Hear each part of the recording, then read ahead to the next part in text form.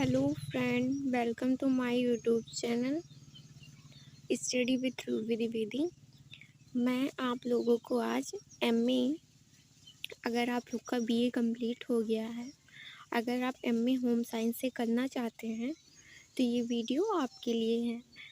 MA first semester यानी प्रथम वर्ष का जो फर्स्ट सेमेस्टर है उसमें आप लोगों के 3 प्रश्न पत्र लिए गए हैं, जिसमें आप लोग के एमए के जो फर्स्ट सेमेस्टर होता है उसमें 3 एग्ज़ाम होते हैं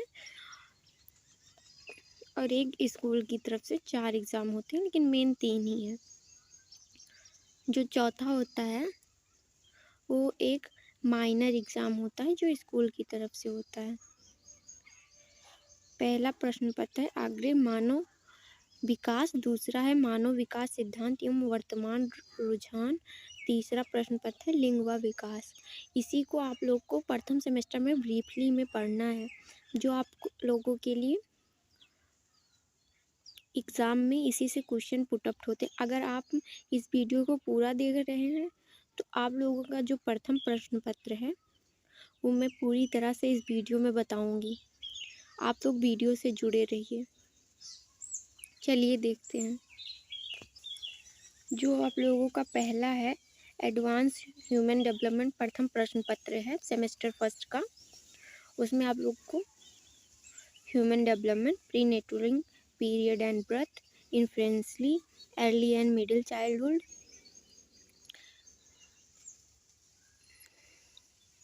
इसको आप लोग के 5 यूनिट्स में डिवाइड किया गया है, जो आपके प्रथम पत्र में है एडवांस ह्यूमन डेवलपमेंट को।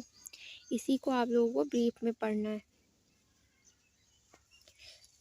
जो एडवांस ह्यूमन डेवलपमेंट है इसमें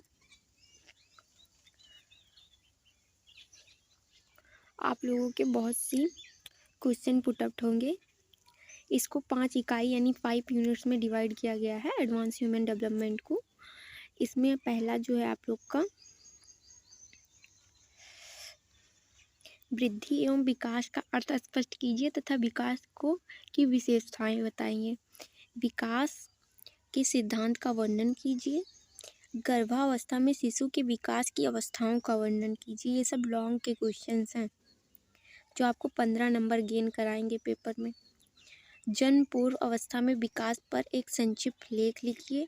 गर्भावस्था में शिशु के विकास को प्रभावित करने वाले कारकों की विवेचना कीजिए। गर्भावस्था की दिशाओं का वर्णन कीजिए। नवजात के जन्म प्रक्रिया, शारीरिक बनावट तथा अन्य तथ्यों की विवेचना कीजिए। सामाजिक विकास से आप क्या समझते हैं, इसका मापदंड एवं पूर्व बाल्यावस्था में सामाजिक विकास की विवेचना कीजिए। प्रारंभिक बाल्यावस्था में बालक के शारीरिक विकास का वर्णन कीजिए तथा भाषा की विभिन्न अवस्थाओं को समझाइए। मध्य बाल्यावस्था के शारीरिक एवं संवेगात्मक विकास का वर्णन कीजिए। मध्य बाल्यावस्था एवं क्रियात्मक विकास पर प्रकाश डालिए। तरुणावस्था में होने वाले शारीरिक वृद्धि का विस्तार से वर्णन कीजिए। संवेग का अर्थ एवं परिभाषा दीजिए। संवेग की विशेषताएं बताते हुए शिशुअवस्था में संवेगात्मक विकास पर प्रभाव डालिए। जो आपका 5वां यूनिट है प्रौढ़ावस्था का अर्थ व समस्याओं पर प्रकाश डालिए। ये आपके इतने लॉन्ग के क्वेश्चन थे।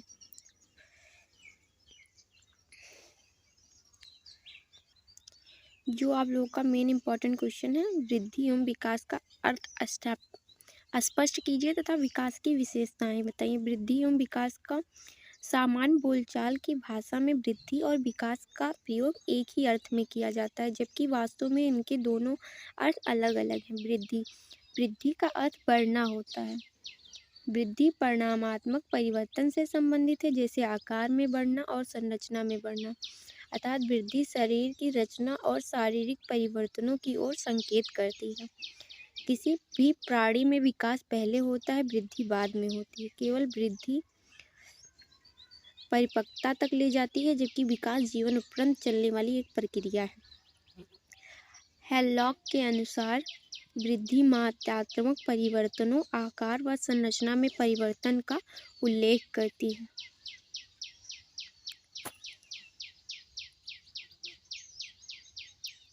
विकास एक निरंतर चलने वाली प्रक्रिया है जो गर्भावस्था से लेकर मृत्यु तक अविराम गति से चलता रहता है।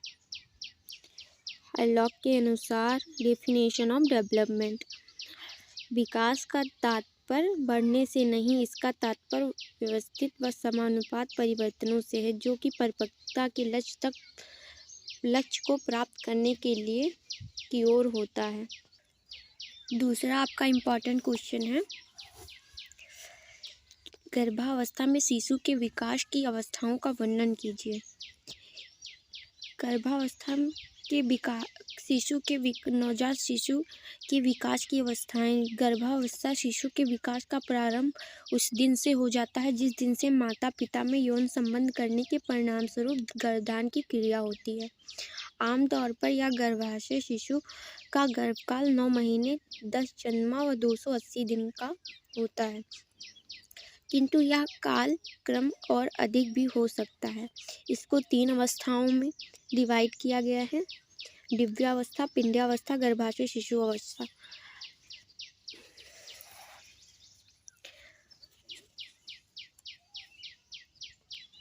मोस्ट इम्पॉर्टेंट क्वेश्चन, ये पेपर में बहुत बार पूछा गया है। गर्भाशय में शिशु के विकास को प्रभावित करने वाले कार्यों की विवेचना कीजिए। इसमें सामान्य विकास पर प्रभाव डालता है माँ का स्वास्थ्य, माँ का भोजन, मादक तत्व तथा तंबाकू, माता पिता की आयु, माँ का संवेगात्मक व्यवहार। असामान्य विकास को प्रभावित डालने वाले तत्व जो हैं, दूषित पृथक, दूषित वातावरण, माता का रुग्ण होना, यह सब निम्न है। ये जो क्वेश्चन है, नवजात के जन्म प्रक्रिया, शारीरिक बनावट तथा अन्य तत्वों की विवेचना कीजिए।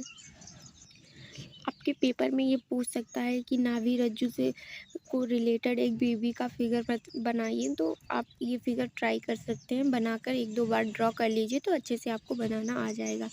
ये पेपर के लिए बहुत इम्पोर्टेंट रहता है।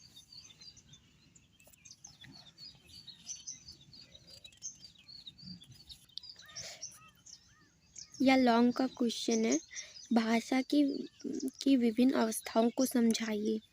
जो भाषा की अवस्थाएं होती हैं यह मुख्यतः 5 होती हैं: बोलने की तैयारी, आकलन शक्ति का विकास, शब्द प्रयोग, वाक्य प्रयोग, शुद्ध उच्चारण। ये आपकी भाषा की अवस्थाएं होती है जो बेबी पहले करता है। बोलने की तैयारी के लिए पहले वह क्राइंग यानी क्रंदन करता है। उसके बाद ध्वनियाँ बलबलाना, जैसे कि वो बच्चा जब छोटा रहता है तो पूरा वर्ड नहीं बोल पाता, वह पा, मा, ना, गा, दा, बा इस तरह की ध्वनि उच्चारण करता है। इसी को ध्वनियाँ व बलबलाना कहते हैं। अंग विक्षेप, जैसे कि जब बच्चा छोटा रहता है वो बोल नहीं पाता तो अपने आप को दूसरों के आगे प्रदर्शित करने के लिए मुस्कुराता है, हाथ फैलाता है। भूख ना होने पर मुख से दूध बहने लगता है। ये सब उसके अंग विक्षेप के लक्षण होते हैं। आकलन शक्ति तथा तीसरा होता है शब्द प्रयोग। शब्द संख्या में वृद्धि, जैसे जैसे बालक की आकलन शक्ति का विकास होता है वैसे वैसे उसका शब्द भंडार बढ़ता जाता है। प्रारंभ में वह सुने हुए शब्दों को दोहराने का प्रयास करता है, वह उनको बोलना सिखाता है, फिर वह इन शब्दों को विभिन्न परिस्थितियों से संबंध कर देती है। चौथा है वाक्य प्रयोग। जब बच्चा थोड़ा और बड़ा हो जाता है, लमसम 1-1.5 साल का, तो वह जैसे बिल्ली आई, लोती खाने, मतलब वो वर्ड बोलता है लेकिन स्पष्ट रूप से नहीं बोल पाता, लेकिन वाक्य बोलने लगता है। फिर जब एक बड़ी स्टेज वो परिपक्वता तक पहुंच जाता है तब उसमें शुद्ध उच्चारण करना आ जाता है। जैसे कि यह भाषा विकास का अंतिम अवस्था होते है। बालक द्वारा शब्दों व वाक्यों का शुद्ध उच्चारण करने लगता है। 3 वर्ष तक की आयु तक उसके पर्याप्त सुधार आ जाता है। या क्वेश्चन पेपर में बहुत पूछा जाता है कि संवेग का अर्थ क्या है, परिभाषा दीजिए। संवेगों की विशेषता बताते हुए शेषावस्था व संवेगात्मक विकास पर प्रकाश डालिए। संवेग ऐसी अवस्था होती है जिसमें व्यक्ति किसी न किसी रूप में विचलित या उद्वेलित हो जाता है। यदि संवेग धनात्मक हो तो प्रशंसा का अनुभव होता है, जैसे प्रेम, सुख और आदि संवेग निषेधात्मक होते हैं, जो चिंता व भय का अनुभव होता है उनसे। संवेग की विशेषताएं। संवेग एक प्रकार का उद्दीपन तथा इसके साथ भाव संयुक्त रहता है। संवेग प्रत्येक सामान्य प्राणी में पाया जाता है। धनात्मक संवेग में सुख की अनुभूति तथा नकारात्मक संवेग में कष्ट का अनुभव होता है। संवेग की प्रकृति अस्थायी व अस्थायी दोनों प्रकार की होती है। संवेग का स्वरूप मानव व्यवहार के रूप में परिलक्षित होता है। संवेग में व्यापकता होती है। संवेग की अनुभूति सभी को होती है, चाहे वह बालक हो या वृद्ध। संवेग का जन्म कुसमायोजन को बढ़ाता है। प्रत्येक संवेग जन्मजात मूल प्रवृत्ति से जुड़ा होता है। यह आपका लघु उत्तरीय प्रश्न का जो है वृद्धि और विकास में अंतर, ये आपके पेपर के लिए कंपलसरी है। वृद्धि की शुरुआत विकास के बाद होती है, प्राणी में विकास पहले होता है। वृद्धि गर्भधारण से लेकर परिपक्वता अवस्था तक होती है।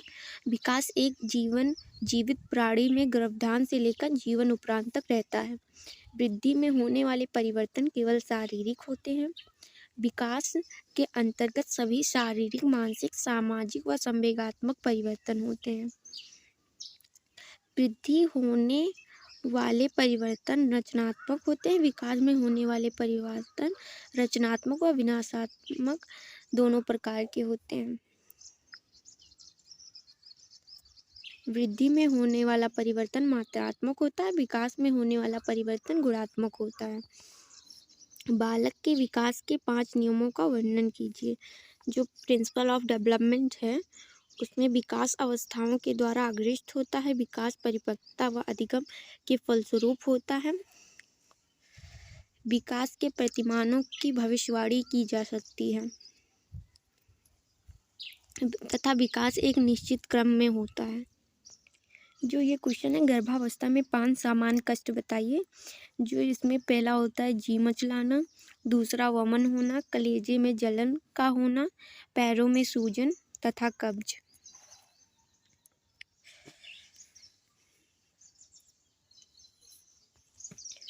ये जो क्वेश्चन है, बाल संवेगों की विशेषता बताइए।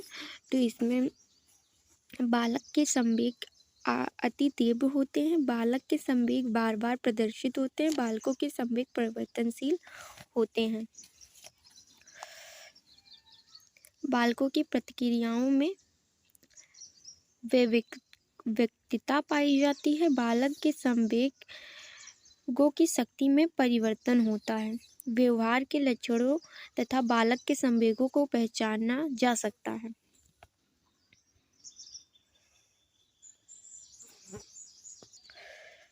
पौढ़ावस्था की अवस्थाएं बताइए। प्रारंभिक पौढ़ावस्था, मध्य पौढ़ावस्था, उत्तरार्ध पौढ़ावस्था, इसे 3 अवस्थाओं में डिवाइड किया गया है। ये आप लोगों का अति लघु उत्तरीय प्रश्न है कि वृद्धि का क्या अर्थ होता है। वृद्धि का अर्थ बढ़ना। वृद्धि परिमाणात्मक परिवर्तन से संबंधित होती है। किसी भी प्राणी का पहले विकास होता है या वृद्धि पहले विकास होता है। वृद्धि कब तक होती है? वृद्धि परिपक्वता अवस्था तक होती है। विकास किस प्रकार की प्रक्रिया है? विकास जीवन उपरांत चलने वाली प्रक्रिया है। वृद्धि को परिभाषित कीजिए। वृद्धि मात्रात्मक परिवर्तन, आकार व संरचना परिवर्तनों का उल्लेख करती है। विकास की प्रक्रिया कब से कब तक चलती है? विकास की प्रक्रिया गर्भावस्था से लेकर मृत्यु तक अविराम गति से चलती रहती है। विकास की 2 विशेषताएं बताइए। विकास एक अनिवर्त प्रक्रिया है। विकास वंशाक्रम एवं वातावरण द्वारा निर्धारित होता है। वृद्धि और विकास में दो अंतर बताइए। वृद्धि की शुरुआत विकास के बाद होती है, प्राणी में विकास पहले होता है। वृद्धि में होने वाले परिवर्तन केवल शारीरिक होते हैं, जबकि विकास में होने वाले सभी शारीरिक, मानसिक, सामाजिक, संवेगात्मक परिवर्तन होते हैं। आप लोग पूरा वीडियो देखिए, इसमें आप लोगों के लिए बहुत सारे इंपॉर्टेंट क्वेश्चन है। आप लोग बीच में ही वीडियो छोड़कर चले जाते हैं। आप लोग प्लीज़ पूरा वीडियो देखिए, ये आपके लिए ही है। विकास के दो नियम बताइए।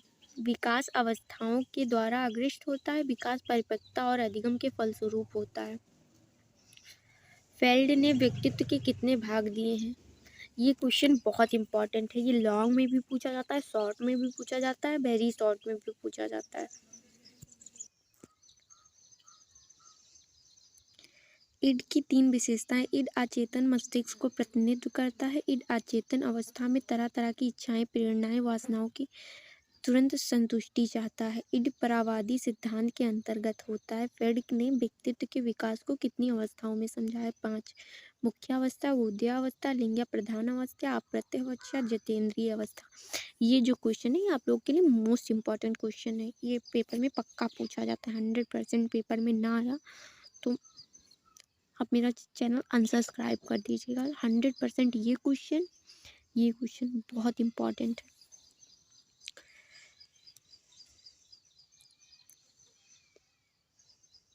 लिंग प्रधान अवस्था की फील्ड ने क्या अवधि बताई है? 3 से 7 वर्ष। जितेंद्रिय अवस्था की 12 से 20 वर्ष। अंतरास्तावित ग्रंथियां किसे कहते हैं? अंतरास्तावित ग्रंथियों का तात्पर्य शरीर में स्थित उन ग्रंथियों से है जिसमें एक प्रकार का रस निकलकर रक्त में मिल जाता है, उसे अंतरास्तावित ग्रंथियां कहते हैं। गर्भाशय शिशु का विकास कब आरंभ होता है? गर्भाशय शिशु का विकास उसी दिन से आरंभ हो जाता है जब वह गर्भाधान की क्रिया होती है। गर्भकाल की अवधि क्या होती है? आमतौर पर गर्भाशय शिशु का गर्भकाल 9 महीने 10 जन्मा 280 दिन का होता है।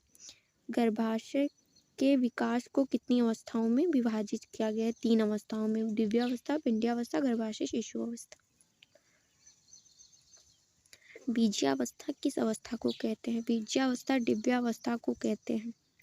युक्ता का आकार कैसा होता है? अंडे के समान होता है। पिंड्यावस्था की अवधि 14 दिन की होती है। 14 दिन से लेकर दूसरे माह के अंत तक रहती है। गर्भाशय शिशु के समान विकास को प्रभाव डालने वाले 3 कारकों को बताइए। माँ का स्वास्थ्य, माँ का भोजन, माता पिता की आयु। दिव्यावस्था क्या होती है? जिस दिन शुक्राणु एवं डिंब के संभोग से गर्भ की स्थिति होती है, उस दिन से लेकर दूसरे सप्ताह के अंत तक की अवस्था को दिव्यावस्था कहते हैं। गर्भाशय शिशु का आकार कैसा होता है? गर्भाशय शिशु का आकार आलपिन के सिरे की भांति होता है।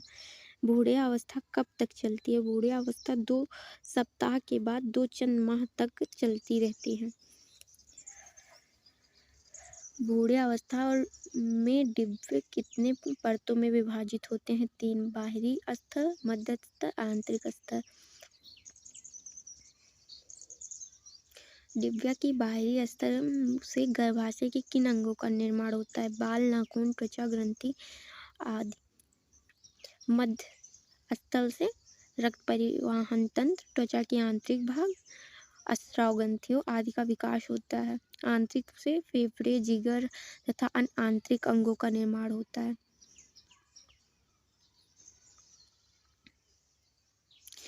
गर्भवती को सामान्य स्त्री की अपेक्षा कितनी कैलोरी अधिक? 300 कैलोरी अधिक भोजन में उसे इतनी कैलोरी एक्स्ट्रा सामान्य स्त्री से लेनी चाहिए।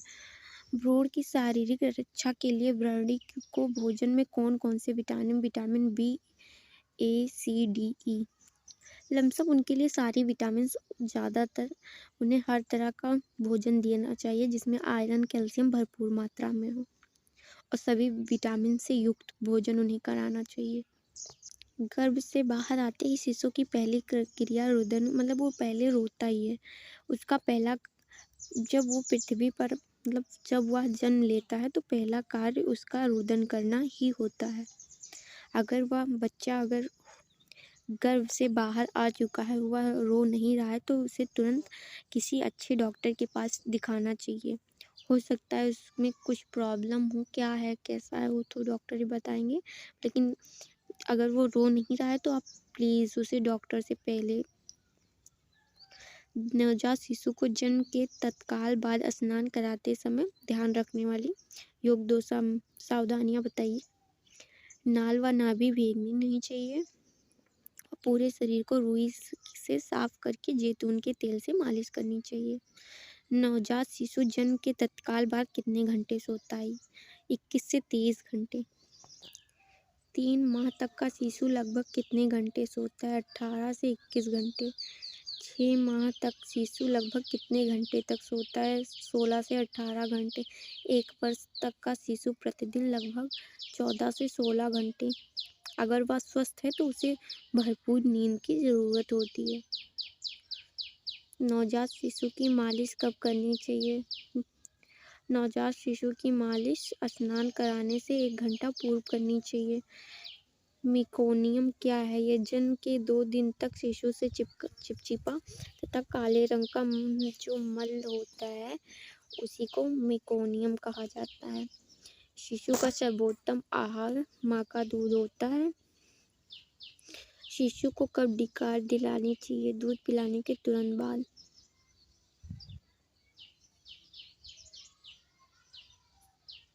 जन्म के समय शिशु को कौन सा टीका लगवाना चाहिए, मतलब BCG व पोलियो का।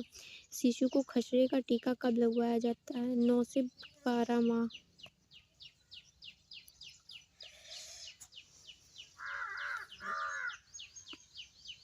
भाषा की अवस्थाएं बताइए। बोलने की तैयारी, आकलन शक्ति का विकास, शब्द प्रयोग, वाक्य प्रयोग, शुद्ध उच्चारण। बोलने की तैयारी के अंतर्गत कौन सी क्रियाएं आती हैं? कंदन, ध्वनियाँ, अंगविक्षेप। भाषा विकास की अंतिम अवस्था कौन सी है? बालक द्वारा शब्द व वाक्यों का शुद्ध उच्चारण करना। भाषा विकास की प्रक्रिया में किसका योगदान होता है? अनुकरण, प्रयास एवं भूल का, संबद्धता, प्रेरणा।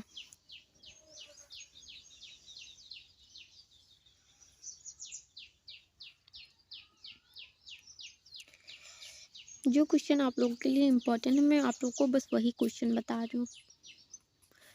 आनुवंशिकता से क्या अर्थ है? माता पिता से प्राप्त गुण, शारीरिक आकार, रंग, बनावट, मानसिक बुद्धि आनुवंशिक होते हैं। इस प्रकार के कारक व्यक्तित्व के निर्माण एवं विकास में महत्वपूर्ण भूमिका निभाते हैं।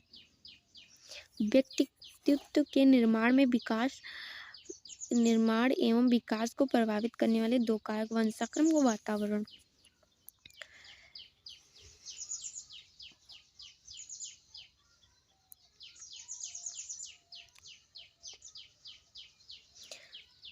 अंडाशय का प्रमुख कार्य क्या होता है? डिंब पैदा करना व संतान के उत्पादन के लिए आवश्यक होता है।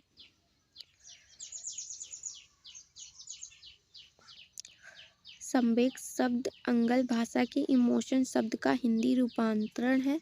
इमोशन शब्द की उत्पत्ति लैटिन भाषा के शब्द इमोवेयर से हुई है, जिसका आशय हिला देना, झकझोर देना, उत्तेजित कर देना है। संवेग को परिभाषित कीजिए। संवेग संपूर्ण जीवन की व मूलतः मनोवैज्ञानिक तीव्र उद्वेग है, जिसमें चेतन अनुभूति, व्यवहार व जटिल क्रियाएं निहित होती हैं।